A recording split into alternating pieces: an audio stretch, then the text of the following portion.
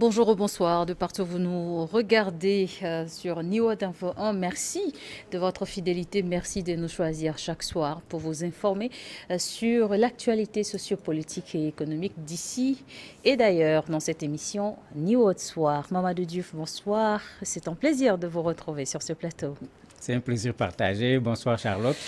Le procès de l'opposant sénégalais Ousmane Sonko, candidat déclaré à la présidentielle de 2024, est accusé de viol, a repris ce mardi en son absence au tribunal de Dakar, placé sous haute protection policière par crainte de troubles. Alors, Mamadou Diouf, qu'est-ce qui explique cette fois de plus l'absence d'Ousmane Sonko au tribunal? Il avait dit qu'il était prêt à aller au tribunal. Ses avocats également l'avaient dit. Il avait demandé un certain nombre de conditions, parmi lesquelles la condition la plus importante, c'est le risque qu'il y a par rapport à sa vie, puisque comme on le sait, sa voiture a été cassée à 2 reprises. Il a considéré qu'on veut peut-être attenter à sa vie. Il a dit qu'il n'est pas normal que là où il habite à la cité Keur à Dakar, que la veille du procès, que tout soit bloqué, de sorte que pas seulement sa famille, mais même les habitants du quartier ne peuvent pas sortir. Pourquoi on lui impose le chemin par lequel il doit passer pour aller au tribunal, etc. Bon, il avait fait cette requête qu'un de ses avocats même a eu à porter auprès des autorités qui ont opposé un niet de façon catégorique. Puisqu'au dernier moment, à 24 heures, tout le monde se disait que mais, potentiellement, il va être là, puisque beaucoup de gens lui avaient demandé d'être là, y compris ses avocats. Mais finalement, n'ayant pas obtenu gain de cause, il a préféré rester à Ziguinchor. Justement, alors la chambre criminelle a rejeté après de longues argumentations, les demandes d'un nouveau renvoi du procès présenté par les avocats respectifs de Monsieur Sonko et de sa co-accusée. Quelles sont les raisons évoquées par la Cour? En fait, la Cour n'a pas besoin d'aller chercher loin, puisque on est en face d'une affaire qui avait déjà été renvoyée de façon automatique. Maintenant, quand il s'agit de renvoyer ou pas, c'est le président qui décide. La loi ne lui impose pas de renvoyer. D'ailleurs, quand on a posé la question aux spécialistes du droit sénégalais, c'est la réponse qu'ils ont donnée. Il aurait été élégant qu'il renvoie, puisque la dame en particulier a vu ses avocats partir. On lui a trouvé un avocat d'office. Un avocat qui vient d'arriver, il n'a pas pris contact avec les presque 500 pages du dossier pour pouvoir défendre la femme. D'ailleurs, on l'a vu complètement absent pendant le procès. Justement, qu'est-ce qui explique qu'elle se retrouve lâchée? Non, elle n'a pas été lâchée, puisque les avocats ont demandé un certain nombre de choses. Elle était en grossesse de 8 mois. Les gens ont demandé où se trouve l'urgence. Est-ce qu'il faut torturer davantage cette femme qu'il a déjà été au moment où l'affaire a éclaté, puisqu'elle venait d'accoucher, psychologiquement. Il y a eu, ce report a été demandé, les gens ont refusé sur toute la ligne. Il y a eu plus grave. Ces avocats avaient demandé à ce que la femme s'asseye parce qu'elle est en grossesse. Malheureusement, le juge avait refusé au départ. De sorte qu'après, certainement après la suspension, quand certainement d'autres de ses collègues lui ont parlé, il est revenu, il a demandé à la femme de s'asseoir, la femme a refusé de s'asseoir, ce qui a fait pleurer d'ailleurs même une des avocates qui la défendait, Ndeye Fatou Touré. Donc il y avait... Mais c'est la tension en fait qui accompagne tout simplement ce procès qui donne tous ces éléments. Bon, du côté de Sonko, il y avait déjà un certain nombre d'avocats qui étaient là. Il y a de nouveaux avocats qui se sont constitués le même jour, qui ont demandé le report qui a été refusé par le juge. Monsieur Sonko, président du parti PASTEF et troisième de la présidentielle en 2019, doit être jugé pour viol et menace de mort sur un employé d'un salon de beauté de Dakar. Est-ce que le cours des événements dans ce procès sera particulier et différent du premier dossier pour diffamation? Ça a été complètement différent, puisque ce procès a duré pratiquement 18 heures. Quand on met les pauses dedans, moi j'en ai suivi pratiquement 13 heures, après je n'en pouvais plus. Ce qui a été extraordinaire, c'est que la partie accusatrice nous avait promis des preuves, des vidéos, des photos, tout un tas de choses qui avaient, pour dire vrai, même créé de l'inquiétude. Parce que comme on le sait aujourd'hui, avec le matériel moderne, très facilement, on peut filmer quelqu'un à son insu. Mais rien n'a été montré au tribunal. Ce sont que des paroles absolument rien. Des paroles contre d'autres. Et c'est important de rappeler que quand on part au tribunal, une parole n'est pas une preuve. Une parole peut permettre d'ouvrir si je peux l'appeler ainsi, un dossier, mais attention, la parole n'est pas à elle seule une preuve. Et finalement, c'est à cette difficulté qu'on a été confronté, parce que quand on commence un dossier avec la police, avec la gendarmerie, on cherche des indices. Quand on arrive à l'instruction, on cherche des charges. On y va à charge, on y va à décharge, parce qu'il faut respecter le principe qui fait que la personne n'est pas encore coupable tant qu'elle n'a pas été condamnée. Mais arrivé au tribunal, il faut des preuves. Et les preuves ont fait défaut, parce que dans un viol, la première preuve, c'est le certificat médical. Le certificat médical ne parle pas de viol, puisque le médecin dit clairement deux choses. Un, en voyant la dame, il a été surpris parce qu'on lui avait parlé d'une dame choquée, etc. Lui, la dame qu'il a vue n'avait pas du tout l'air d'une dame qui a été violée. Deuxième chose, il n'a vu aucune violence, aucune déchirure, etc. Ben, curieusement, il y avait du sperme dans le vagin de la dame. Le sperme de qui, comme l'a dit le président du tribunal, on ne le sait pas pour le moment. Mais il a été très clair également en tant que spécialiste habitué à ces questions. Mais ce sperme peut provenir autant d'un rapport sexuel qu'on peut l'introduire au niveau du vagin de la dame, ben, ce qui pose un tout autre problème. Mais ça fait qu'au niveau du procès, autour de 18 heures, beaucoup de gens sont partis en considérant que vraiment, on a mobilisé le Sénégal pendant 2 ans pour absolument rien.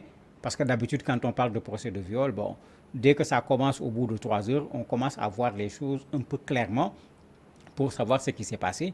Ici, malheureusement, avec les témoins, avec la dame, rien n'a pu se faire. Et j'imagine si les avocats de la défense étaient là-bas, à quoi ce procès allait ressembler. Parce qu'il y a une seule dame qui était là-bas contre le juge, le procureur, Adji Sarr, plus les avocats de Adji Sarr. Et les gens n'ont pas pu l'emporter pratiquement devant cette dame. Le procès s'était ouvert le 16 mai dernier également, en son absence, dans un contexte de heurts à Ziguinchor, dans le sud du Sénégal, dans la capitale Dakar et sa région. Il avait été renvoyé à cette semaine, donc hier mardi. Dans quelle atmosphère s'est ouvert ce procès hier à Dakar? Mais dans une atmosphère extrêmement tendue. Pas seulement au niveau du tribunal, mais dans tout Dakar, pour ne pas dire dans tout le Sénégal. C'est une affaire qui tient en haleine tout le pays. Mais c'est pas seulement en haleine, mais on se pose tout le temps, parce que le procès, on insiste beaucoup sur le procès. Le problème, ce n'est pas le procès. L'enjeu du procès, c'est l'éligibilité d'Ousmane Sonko. Et comme les gens le savent, le jour du procès, comme d'habitude, l'essentiel de Dakar était arrêté. On préfère ne pas envoyer ses enfants à l'école, on préfère ne pas ouvrir son magasin, on préfère ne pas faire ci, même les taximans, etc. Un certain nombre de personnes qui travaillent au jour le jour se sont mis à se plaindre en disant mais il faut que le procès finisse. Mais parce tout le que monde finalement, attend l'issue du procès. Non, parce que tout le monde craignait que si on le condamne et que la condamnation se traduise par le fait qu'il perde son éligibilité, qu'on se retrouve encore en face de manifestations. Donc chacun préfère rester dans son coin en attendant de voir qu'est-ce que cela va donner. Vous aviez la même tension au niveau du tribunal, où quand la dame Adji Sarr est arrivée, par exemple, avec les gendarmes, en civil bien sûr, mais armés, qui sont chargés de sa sécurité, on leur a dit, vous ne rentrez pas avec vos armes. Pour rentrer, il fallait montrer patte blanche, il y avait toute une sécurité qui était là, montrant clairement ce qui se passait. Le début du procès s'est déroulé difficilement entre les avocats de la défense, les avocats de Adji Sarr, le procureur, le juge. Ça n'a pas été facile du tout. Puisque plusieurs fois, il a fallu ramener les gens à l'ordre. Les gens ont décidé de bouder, mais finalement, c'est à ça qu'on a abouti. Les avocats de Sonko sont partis, les avocats de la dame Ndeye Khady également ont quitté l'audience. Ousmane Sonko, 48 ans, a reconnu être allé se faire masser pour apaiser des douleurs de dos chroniques, mais il a toujours refuté les accusations dans les dossiers de vol présumé de diffamation. Il criait un complot du pouvoir pour l'écarter de la présidentielle. À ce stade des événements, cet argument tient toujours la route? Mais malheureusement, l'argument tient la route. Parce que l'erreur de Sonko est claire et nette sur ce plan-là. Je parlais tout à l'heure d'indices. Quand on est en train de commencer les enquêtes au moment de l'audition, Sonko a bien dit qu'il était sur les lieux à Sweet Beauté. C'est clair, c'est net. Oui, il en a ses habitudes. On parlait de charges Oui. également. Ben, la dame l'accuse. Sur ce plan-là, c'est un peu le plus difficile parce que d'ailleurs, même ses adversaires, c'est ce qu'ils disent. Quand on dit que c'est le pouvoir qui est en train de vouloir charger Sonko, ils répondent en disant non, ce n'est pas le pouvoir qui a amené Sonko au niveau du salon de massage, c'est lui-même qui y est allé. En plus, il y est allé alors qu'il y avait le couvre-feu lié à Covid. Mais entre M. Sonko et Mme Adissassar, est-ce que auparavant il y avait eu Aucune preuve n'a été donnée. Puisqu'au départ, Adji Sarr avait dit qu'il y a une preuve, ils se connaissent, il y a même des contacts téléphoniques, etc. Mais vous savez, le téléphone, on est à l'optique. Avec les fibres, on peut toujours aller revoir qu'est-ce qu'il y avait dans les téléphones. On s'est rendu compte qu'elle a menti. Donc, il n'y a pas de preuve d'un contact entre les deux personnes. Il n'y a jamais eu de différence entre les deux non plus? Non, il n'y a pas de contact. C'est le lieu de travail, entre guillemets, de Adji Sarr qui est le lieu de contact. On n'a pas pu démontrer une relation entre les deux personnes. Bien qu'elle a tout dit, que Sonko est amoureux d'elle. Bon, oui, elle y travaille. Oui. Monsieur Sonko, il a un client, on peut dire fidèle, parce qu'il en a ses habitudes dans cet institut de beauté. La dame a dit de façon très claire. Parce qu'il n'a jamais eu d'accrochage entre les deux. Ce n'est pas elle seule qui l'a massé, il y a d'autres filles également qui l'ont massé. D'ailleurs, même ce jour-là, c'est Adji Sarr qui l'a massé avec d'abord une autre fille, avant qu'Adji Sarr ne demande à la fille de quitter. Elle va terminer le massage. Maintenant, vous imaginez quelqu'un qui dit à une fille, sors, laisse-moi avec celui qui m'a violé à 4 reprises dans ce même endroit, donc donne-lui l'occasion de me violer une 5e fois. Bon, j'avoue que quand on réfléchit, ça pose problème. Mais il y a pire. Vous pensez que tout ça n'est qu'une mise en scène? Mais moi, j'y crois fermement. Parce que le gynécologue a été contacté le 1er février pour lui dire, est-ce que tu es à Dakar? Oui, je vais t'envoyer une dame. Il se trouve que la dame a été violée le 2 février. Donc, pour parler quelque chose de moderne, il y a un viol qui était en téléchargement du 1er au 2 février. Et d'ailleurs, dans les témoignages au tribunal, il y avait ça qui gênait. Tout le monde a dit qu'on a entendu Adji Sarr prendre le téléphone pour dire aux gens, il est venu, j'ai eu ce qu'on voulait, le sperme précisément, je l'ai obtenu, ce serait un élément de venez preuve. me prendre. Oui. Oui, mais c'est que le sperme n'est pas une preuve de viol. Parce que dans un massage, on peut amener un homme à jouir sans pour autant qu'il y ait pénétration. Excusez-moi l'expression. Oui. Mais c'est pourquoi au tribunal, c'est des preuves. Ce n'est pas des jeux de mots. Et c'est ce qui s'est passé pendant le procès. On est parti en disant ça va être grave, mais finalement, il y a beaucoup d'éléments qui étaient déjà sortis d'une procédure qui devait être secrète. Tout le monde connaissait déjà le certificat médical, etc. Mais quand le juge s'est mis à poser certaines questions, malheureusement, on s'éloignait du viol. Peut-être qu'il y a eu un contact sexuel, je ne sais pas, je n'y étais pas, mais en tout cas, viol, si ce procès aboutit à une condamnation à Sonko pour viol, c'est tout le Sénégal qui risque de se soulever parce que tout le monde a compris qu'il y a eu peut-être autre chose, mais pas un viol. Et d'ailleurs, même quand vous regardez le procureur qui demande la condamnation, il a déjà ouvert la porte.